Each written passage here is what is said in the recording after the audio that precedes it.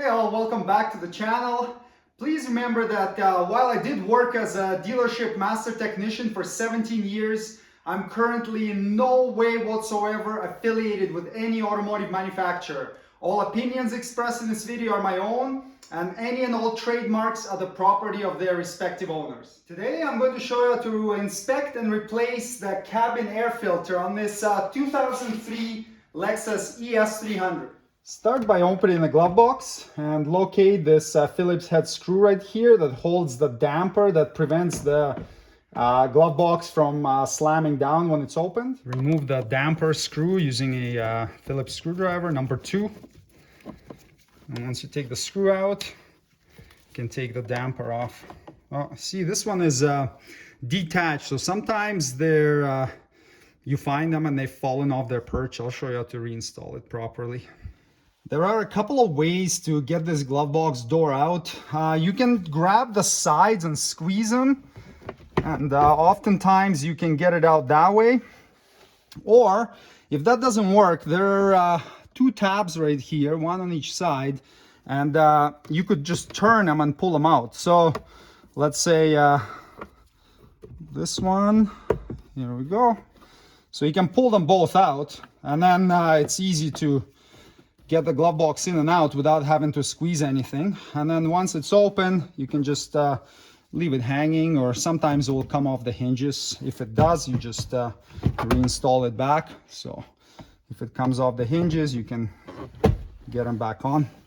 Okay, cabin air filter housing is located right here, and take a look, it has a up arrow right there, so that tells you which way to reinstall it. So you just squeeze these tabs right here and you can pull the housing out.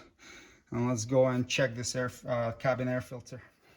Now that you have the cabin air filter and the housing in your hands, you can inspect it for contamination and clogging.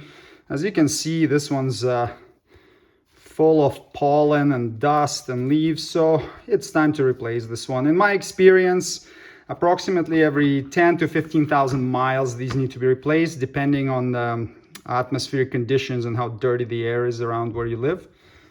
So to remove it, just pull it out of the housing, and now we can get a new one. So as you can see, the factory one has a up arrow on it. If you're installing an aftermarket one, it's going to have usually an arrow that's going to say airflow, and that arrow needs to point down because the airflow is down through this filter.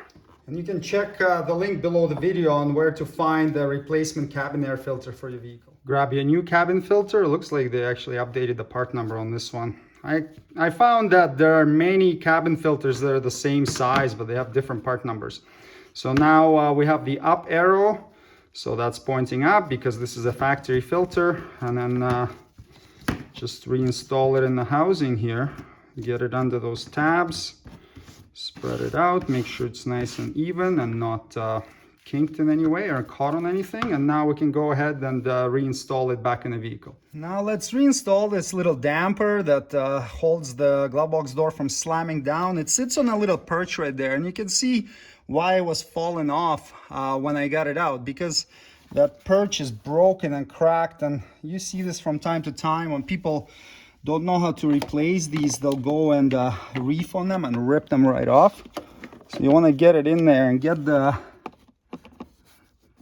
it on that perch that's broken. So we'll have a fun time getting it on. It might not even hold it at all, so we'll see.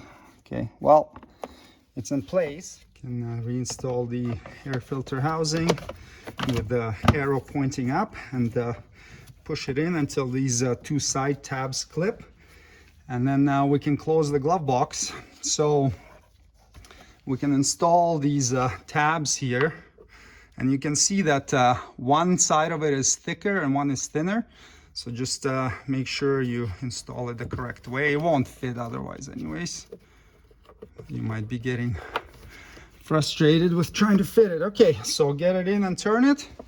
And then we'll do the same with the other side here. Lock it in place.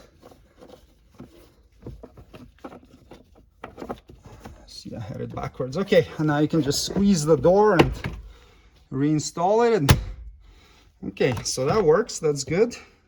Now let's get the damper on. So we're gonna grab the end of the damper piston and pull it out.